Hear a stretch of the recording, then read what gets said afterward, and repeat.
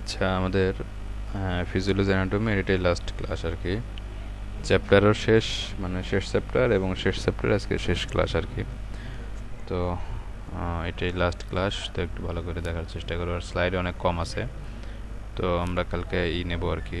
এই স্লাইডটা তোমরা ভিডিও দেখবা, সেটুকু পড়বার সাথে সাথে যেটা হবে যে বাদ বাকি কিছু আছে, একটা সিডি নেওয়ার কথা আছে, সেই সিডিটা নেওয়া হবে, ঠিক আছে? আচ্ছা, লাস্ট ক্লাসে আমরা এতদূর পর্যন্ত পড়ছিলাম যে আমাদের ফাংশনস অফ লিভার, অর্থাৎ লিভারের কী কী কাজ করে থাকে, বুঝছো?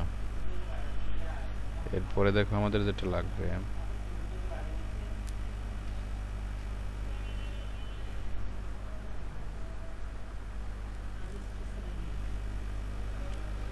দেখো এরপরে আমাদের একটা নতুন টপিকস আসছে, সেটা হচ্ছে কি বাইল ডাক্টস, বা আমাদের এটাকে বলা হয় হচ্ছে সহজ ভাষা হচ্ছে যে পিত্তনালী। হ্যাঁ, বাইল মানে হচ্ছে পিত্ত।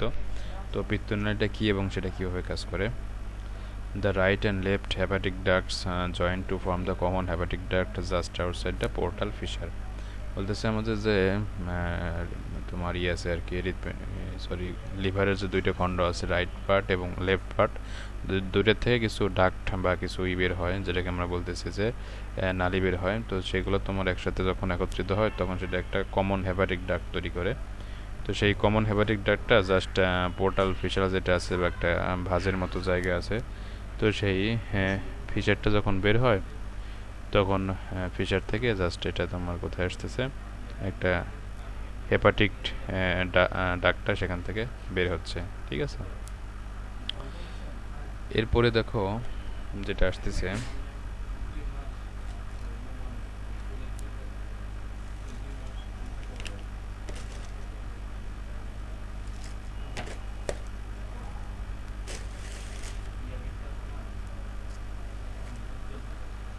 আচ্ছা, তো এটা হচ্ছে আমাদের পোর্টাল ফিশারের বাইরে এটা বের হয়ে কমন হেপাটিক ডাক্ট তৈরি হবে। The hepatic ducts passes downwards for about 3 cm where it is joined at an acute angle by the cystic duct from the gallbladder. বলতেছে এই হেপাটিক ডাক্ট যেটা আসতেছে সেটা যখন নিচের দিকে 3 সেন্টিমিটার মতো নামবে, তো নামার পরে এটা একটা অ্যাকিউট অ্যাঙ্গেল তৈরি করবে, অর্থাৎ একটা মানে সূক্ষ্ম কোণ তৈরি করবে, অর্থাৎ বেঁকে যাবে 90 ডিগ্রিসে কম অ্যাঙ্গেলে, বুঝছো? বেঁকে সেখানে তোমার একটা জিনিস কী তৈরি হবে দেখো, সেখানে গিয়ে তোমার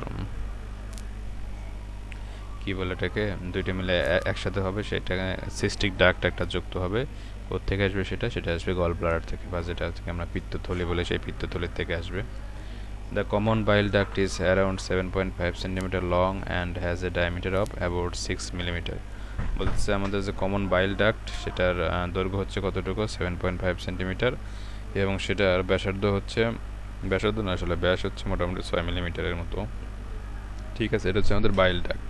তো বাইল ডাক্টটা আসলে কোত্থেকে বাইল নিয়ে আসবে? আমাদের গল ব্লাডার থেকে, যেটাকে আমরা পিত্তথলি বলি। দেখো ফিগারে দেখা যাচ্ছে এটা হচ্ছে আমাদের গল ব্লাডার বা পিত্তথলি, আর এখান থেকে আমাদের এই বাইল ডাক্টস আসছে, তার এটা হচ্ছে আমাদের হেপাটিক বা কমন হেপাটিক ডাক্ট আর কি, ঠিক আছে?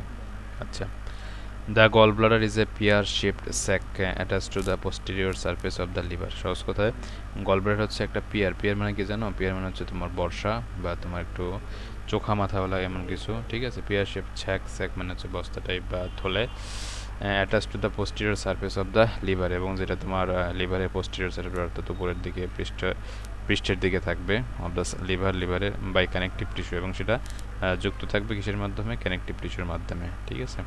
কানেকটিভ টিস্যুর তৈরি। It has a fundus or expanded a body or main part and a neck. এর তিনটে ভাগ দেখো, একটা হচ্ছে ফান্ডাস বা হচ্ছে প্রসারিত অংশ, যেটা নিচের দিকে পার্টটা, হ্যাঁ। এরপর হচ্ছে একটা বডি বা মেইন পার্ট মাঝখানের অংশ, এবং একটা নেক হচ্ছে যেখান থেকে আসলে এটা তৈরি হচ্ছে আর কি, আমাদের এই ডাক্ট বা সিস্টিক যে ডাক্ট সেটা তৈরি হচ্ছে, okay. Which is continuous with the cystic duct, যেটা পরবর্তীতে সিস্টিক ডাক্টে গিয়ে কন্টিনিউ করতেছে, ঠিক আছে?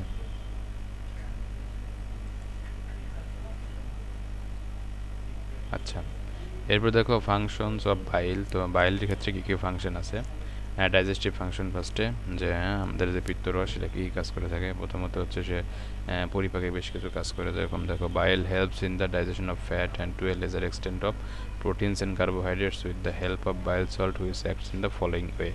তো বলতেছে বাইলগুলো আমাদের কীভাবে কাজ করে, বিশেষ করে আমাদের যে চর্বি জাতীয় খাবারগুলো সেগুলো ডাইজেশনে হেল্প করে এবং সাথে অল্প কিছু পরিমাণ প্রোটিন বা কার্বোহাইড্রেটেও হেল্প করে। এবং সেটা বাইল সল্টটা আসলে কীভাবে কাজ করে দেখো, বাই রিডিউসিং সারফেস টেনশন। তো সারফেস টেনশন থেকে পৃষ্ঠ টান আমরা জানি যে কোনো একটা পদার্থের নিজস্ব পরিমাণ পৃষ্ঠ টান থাকে, বিশেষ করে লিকুইড বা ফ্লুইড হলে, ঠিক আছে। By this fat is converted into emulsion by broken down into smaller molecules and increases the surface area। তো বলতেছে যখন আমাদের সারফেস টেনশনটা কমে যাবে তখন ফ্যাটটা ভেঙে যাবে, ঠিক আছে। ভেঙে কোথায় যাবে দেখো, ইমালশন তৈরি হবে, অর্থাৎ হচ্ছে পানি এবং তেলের একটা মিক্সচার তৈরি করবে, বুঝছো। এবং আমাদের যে এটা ফ্যাট মলিকুলটা বড় মলিকুল ছিল সেটা ধীরে ধীরে ছোটো মলিকুলে মানে ভেঙে যাবে এবং ধীরে ধীরে তার সারফেস এরিয়াটাও বাড়ায় দেবে। So the process of digestion is quickened, যার কারণে আমাদের যে ডাইজেশনের প্রসেসটা বা হজম হওয়ার প্রক্রিয়াটা খুব দ্রুত হবে আর কি। এরপর বলতেছে কি, by activating the action of lipase. তো দ্বিতীয়ভাবে কীভাবে সে কাজ করে, যে অনেক সময় সে লাইপেজের অ্যাকশনটাকে বাড়ায় দেয়, বুঝছো। লাইপেজটা হচ্ছে কি, যে তোমার ওই লিপিডকে ধ্বংসকারী যে এনজাইম সেটাকে আমরা লাইপেজ বলে থাকি, ঠিক আছে। It is due to cholic acid. Cholic acid একটা তোমার থাকে আর কি, এই তোমার কোলেস্টেরল থেকে তৈরি হয় আর কি কোলিক অ্যাসিড। তো এটা তোমার বাইল সল্টে থাকে, যার কাজ হচ্ছে এই তোমার ফ্যাটগুলোকে ভাঙা, ঠিক আছে। বাই সলভেন্ট অ্যাকশন, এবং একটা হচ্ছে কি সলভেন্টের মতো কাজ করে সে। It acts as a good solvent, so enzyme acts on aqueous solution. তো এটা তোমার গুড সলভেন্ট হিসেবে কাজ করে, যার ফলে এটা সহজে এনজাইমগুলো আমাদের এই সলিউশনের উপর কাজ করবে। নাম্বার 2 হচ্ছে দেখো অ্যাবজর্পটিভ ফাংশন বা শোষণ যে ভূমিকা, অর্থাৎ কোনো খাবারগুলোকে সে শোষণ করতে পারে। With the help of the bile source, bile helps in the absorption of fat and other substances like fat-soluble vitamins, iron, calcium, etc. বলতেছে বাইল সল্টের সাহায্যে বাইলগুলো কী করবে বা পিত্তরসটা তোমার ফ্যাটকে অ্যাবজর্পশন করতে হেল্প করবে এবং অন্যান্য সাবস্টেন্স যেরকম তোমার ফ্যাট-সoluble ভিটামিন আছে, আয়রন আছে, ক্যালসিয়াম আছে, এগুলোকে সে সহজে মানে অ্যাবজর্ব করতে পারবে। কোলিগগ অ্যাকশনটা কি দেখো, এটা হচ্ছে তোমার বাইলটাকে সিক্রেশন করবে লিভার থেকে, এটাকে বাড়ায় দেবে আর কি, ঠিক আছে। নাম্বার 4 হচ্ছে ল্যাক্সেটিভ ফাংশন। ল্যাক্সেটিভ হচ্ছে কি, যখন তার স্টুলটাকে সফট করে দেবে, অর্থাৎ ইজিলি ডেফিকেশনে হেল্প করবে। Bile salts increases peristalsis and thereby help in defecation. So এটা হচ্ছে আমাদের যে জিআইটির মুভমেন্ট আছে পেরিস্টালসিক, সেটাকে সে ইনক্রিজ করবে, বুঝছো। নাম্বার 5 হচ্ছে এক্সক্রিয়েটরি ফাংশন, যে বেশ কিছু ধরনের এক্সক্রিয়েটরি ফাংশন আছে, বিশেষ করে তোমার ধরো কিছু কিছু মেটাল আছে বা কিছু কিছু আয়ন্স আছে যেগুলোকে সে এক্সক্রিয়েট করতে হেল্প করবে। Certain substances are excreted through bile, for example heavy metals, copper, zinc, hydrargyrum, etcetera, certain drugs, bile pigments, that is bilirubin, cholesterol, toxin, bacteria, etcetera, ঠিক আছে। Mucin of bile acts as buffer and lubricant, buffer হিসেবে এবং lubricant হিসেবেও কাজ করবে, ঠিক আছে। আচ্ছা, এরপর দেখো আমাদের বেশ কিছু এনজাইমের দেয়া আছে আর কি, শর্ট মানে একটা সামারাইজ করে দেওয়া আছে যে কোন এনজাইমটা আমাদের কিসের উপর কাজ করতেছে এবং কি তৈরি করতেছে। দেখো ফার্স্ট হচ্ছে এনজাইম সিক্রেশন, কোন এনজাইমটা সিক্রেট হচ্ছে। দ্বিতীয় হচ্ছে এনজাইম সোর্স, কোত্থেকে এনজাইমটা সিক্রেট হচ্ছে। 3 নম্বর হচ্ছে ডাইজেস্টিভ অ্যাকশন, যে আসলে সে কী ধরনের কাজ করতেছে, বুঝছো। ফার্স্টে দেখো টায়ালিন। টায়ালিনটা কোত্থেকে ছিল, স্যালাইভারি গ্ল্যান্ড থেকে টায়ালিনটা সিক্রেট হচ্ছিল।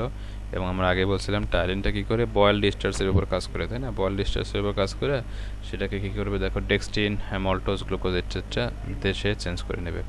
এরপর হচ্ছে অ্যামাইলেজ। অ্যামাইলেজটা হচ্ছে তোমার দেখো প্যানক্রিয়াস এবং ইন্টেস্টিনাল মিউকোসা যেটা, সেখানে সে কাজ করবে এবং সেটা কি ভাঙবে দেখো, স্টার্চ থেকে ডেক্সটিন, মল্টোজ, গ্লুকোজ এটাতে তৈরি করবে, ঠিক আছে। গ্লুকোজে 2টা সি হয়েছে, একটা সি হবে। এরপর হচ্ছে মল্টেজ, একটা এনজাইম আছে দেখো ইন্টেস্টিনাল মিউকোসা থেকে সে সিক্রেট করবে এবং এর কাজে দেখো ডেক্সটিন থেকে মল্টোজ এবং গ্লুকোজকে তৈরি করবে। এবার সুক্রেজ। সুক্রেজটা হচ্ছে তোমার সুক্রোজকে ভাঙবে, এটা মিউকোসা থেকে, ইন্টেস্টিনাল মিউকোসা থেকে, এবং সেটা হচ্ছে দেখো গ্লুকোজ থেকে সুক্রোজ এবং ফ্রুক্টোজ তৈরি করবে। দেখো এখান থেকে যদি আমি একটা কোশ্চেন দিতে পারি যে এনজাইম সোর্সের উপর, সেটা কীরকম হতে পারে। দেখো সবগুলো কিন্তু মোটামুটি ইন্টেস্টিনাল মিউকোসা থেকে সিক্রেট হয়, এক্সেপ্ট আমাদেরকে টায়ালিন। সুতরাং টায়ালিন কিন্তু একটা মানে গুড সোর্স অফ কোশ্চেন, যে হুইচ ইজ ডিফারেন্ট। আমি এগুলো দিলাম টায়ালিন, অ্যামাইলেজ, মল্টেজ, সুক্রেজ, তার মধ্যে টায়ালিনটা ডিফারেন্ট, কারণ তার সোর্স অফ মানে সিক্রেশনটা কিন্তু ডিফারেন্ট। ওকে, বাদ বাকিগুলো তো দেখলাই। আচ্ছা, এরপরে দেখো প্রোটিনকে ডাইজেস্টকারী কিছু এনজাইমস আছে। দেখো কোন এনজাইম সিক্রেট হচ্ছে, পেপসিন। পেপসিনটা করতে গ্যাস্ট্রিক মিউকোসার থেকে এবং তার কাজ হচ্ছে কি প্রোটিন থেকে পলিপেপটাইড তৈরি করা, ঠিক আছে। এরপর হচ্ছে ট্রিপসিন। ট্রিপসিনটা আমাদের সিক্রেট হবে প্যানক্রিয়াস থেকে, এবং তার কাজ হচ্ছে প্রোটিন এবং পলিপেপটাইডগুলোকে ডাইপেপটাইড এবং অ্যামিনো অ্যাসিডে কনভার্ট করা। এরপর অ্যামিনোপেপটাইডেস, এটার কাজ কি দেখো, ইন্টেস্টাইনাল মিউকাসা থেকে সিক্রেট হবে এবং পলিপেপটাইড থেকে ডাইপেপটাইড এবং অ্যামিনো অ্যাসিড তৈরি করবে। ডাইপেপটাইডেস কি করবে, সে হচ্ছে ডাইপেপটাইডের উপর কাজ করবে ইন্টেস্টাইনাল মিউকাসা, এবং ডাইপেপটাইড থেকে অ্যামিনো অ্যাসিড তৈরি করে। ডাইপেপটাইড জিনিসটা কি, যে যখন কোনো একটা ইসের মধ্যে প্রোটিন মলিকুলের মধ্যে মাত্র দুইটা পেপটাইড থাকবে, পেপটাইড থাকবে, সেগুলোকে আমরা ডাইপেপটাইড বলতেছি, জাস্ট দুইটা অ্যামিনো অ্যাসিড থাকবে, তখন এটা ভেঙে জাস্ট সিঙ্গেল অ্যামিনো অ্যাসিড তৈরি করবে। হাইড্রোক্লোরিক অ্যাসিড যেটা, সেটার কাজ কি দেখো, সেটা গ্যাস্ট্রিক মিউকাসা থেকে সিক্রেট হবে এবং প্রোটিন থেকে পলিপেপটাইডেস এবং অ্যামিনো অ্যাসিড তৈরি করবে। বুঝছো? এর বইতেছে আমাদের দেখো 40 নম্বর, এটা লাস্ট স্লাইড আর কি, এনজাইম দ্যাট ডাইজেস্ট ফ্যাটস। তো ফ্যাটকে ডাইজেস্ট করে এরকম কী কী এনজাইম আছে দেখো, ফ্যারেঞ্জিয়াল লাইপেজ, ফ্যারেঞ্জিয়াল লাইপেজটা কোথেকে সিক্রেট হবে, ফ্যারিংস মিউকোসা থেকে, এবং ট্রাইগ্লিসারাইড থেকে ফ্যাটি অ্যাসিড, ডাইগ্লিসারাইড এবং মনোগ্লিসারাইড তৈরি করবে। বুঝছো? তো এটা মাথায় রাখবে যে ট্রাইগ্লিসারাইডটাই হচ্ছে আমাদের ফ্যাট আর কি, তো এখান থেকে ফ্যাটি অ্যাসিড হবে, ডাইগ্লিসারাইড হবে, মনোগ্লিসারাইড হবে। ঠিক আছে, স্ট্রিপসিনটা প্যানক্রিয়াস থেকে হবে, ট্রাইগ্লিসারাইড থেকে fatty acid, diglyceride, monoglyceride. Pancreatic লাইপেজটা তৈরি হবে প্যানক্রিয়াস থেকে, ট্রাইগ্লিসারাইড থেকে fatty acid, diglyceride, monoglyceride etcetera. আর বাইলটা সিক্রেট হবে আমাদের লিভার থেকে, এবং তার কাজটা কি দেখো, ফ্যাট ইমালসিফিকেশনে এসে হেল্প করবে। ওকে, তো এই ছিল মোটামুটি আমাদের ডাইজেস্টিভ সিস্টেম এবং ডাইজেস্টিভ যে ট্র্যাক্টের এনজাইমগুলোর ফাংশন। অনেক শর্টকাট করে তোমাদের ছোটো করে দেওয়া হলো আর কি, বেশি বড় করা হয় নাই। বুঝছো? আর কারো কোনো কোশ্চেন থাকলে সেগুলো তো অবশ্যই লাইভ ক্লাসে জিজ্ঞেস করবা, আর তেমন কিছু নাই। বুঝছো? বাদ বাকিগুলো আমরা লাইভ ক্লাসে দেখাবো।